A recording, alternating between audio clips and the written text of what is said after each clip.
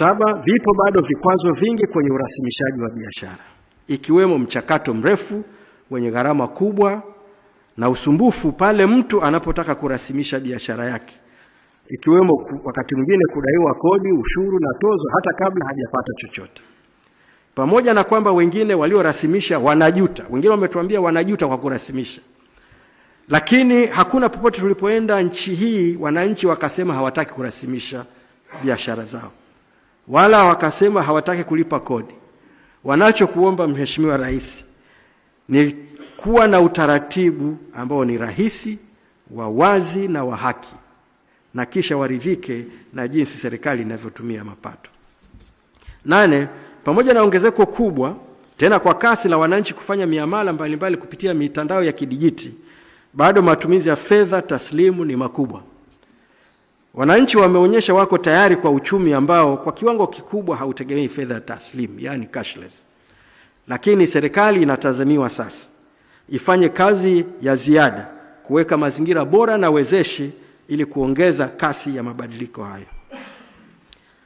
9, Mheshimiwa Rais, mifumo ya tehama katika usimamizi wa kodi imeboreshwa kwa kuanzishwa mifumo mipya ikiwepo TANSIS, IDRAS, TAUSI, GPG na kadhalika. Kinachotakiwa sasa ni mifumo hiyo kuondoka kwenye silos na kusomana vizuri, yani seamless integration, sambamba na kuwa na program tumizi, yani app zilizo rahisi na rafiki ili kuwezesha walipa kodi hasa wafanyabiashara wadogo kuzitumia. 10, matumizi ya risiti za EFD bado ni madogo na ni muhimu kutafuta njia za nyongeza za kuongeza risiti zinazotambuliwa na TRA. 10, hakuna sera na sheria mahususi za kodi ambayo inatoa mwongozo wa uandaaji, maboresho na uwekezaji wa malengo endelevu ya mfumo wa kodi nchi nzima kwenye sekta zote na ngazi zote. Sera na sheria mahususi ya kodi itasaidia kuimarisha uwazi, usawa, uhakika, kutabirika na kuweka mipaka ya utozaji kodi baina ya serikali kuu, mamlaka za serikali za mitaa na taasisi za udhibiti. 12, baadhi ya sheria za kodi zimepitwa na wakati na haziendani na mabadiliko ya kiuchumi na kiteknolojia ya sasa na huko tuendako. 13, bado lipo tatizo la upungufu wa mtazamo, yani mindset, maadili na weledi kwa baadhi ya wakadiriaji na wakusanyaji wa mapato ya serikali, jambo linalosababisha malalamiko na tuhuma za kila aina. Na 14, elimu ya fedha na elimu ya kodi bado ni ndogo miongoni mwa jamii, ikiwemo wafanyabiashara wasio na uwezo wa kuajiri wahasibu na wakaguzi wa mahesabu ya serikali. Ya kwanza ni viwango vikubwa vya baadhi ya kodi na uanzishwaji wa kodi, tozo, ushuru, ada mpya bila kuzingatia vya kutosha malengo mengine mapana ya kitaifa. Na hii huleta hali ya kutotabirika na kuathiri mazingira ya uwekezaji na biashara. Ya pili ni mfumo wa utatuzi wa migogoro ya kikodi ambao bado wadau wanaona hauridhishi na walipa kodi wana mashaka na wanapoteza imani na mfumo uliopo, wakiona kuwa vyombo vya utatuzi wa migogoro havina uhuru wa kutosha kimfumo na kiutendaji.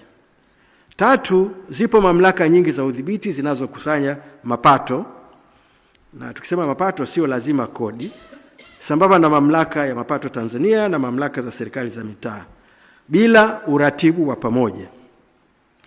Matokeo yake wote hutoza ada, tozo, ushuru kwenye chanzo kimoja na walipa kodi wale wale, na hivyo kusababisha kero, usumbufu na gharama kubwa kwa wahusika, hadi wengine wanaona bora kupenyeza rupia ili kuondoa udhia.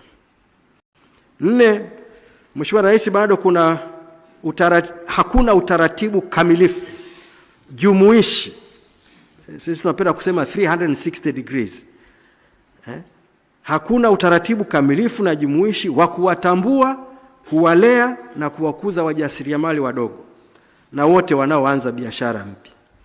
Jambo hili ni kilio kikubwa sana cha wananchi kote tulikopita, na hasa vijana kwa siku nyingi. Jambo hili liko kwenye matamko mengi ya Chama cha Mapinduzi na serikali. Lakini kwenye hili Mheshimiwa Rais, kauli si mali. Tujiulize ni kwa nini bado wananchi wanalalamika. Mheshimiwa Rais, kwa niaba ya wenzangu tunakuomba sana, usije ukamaliza muda wako wa uongozi bila kuwaachia Watanzania mfumo timilifu, kamilifu, jumuishi 360 degrees wa ecosystem ya kuwatambua, kuwalea na kuwakuza wajasiriamali wadogo wa Tanzania.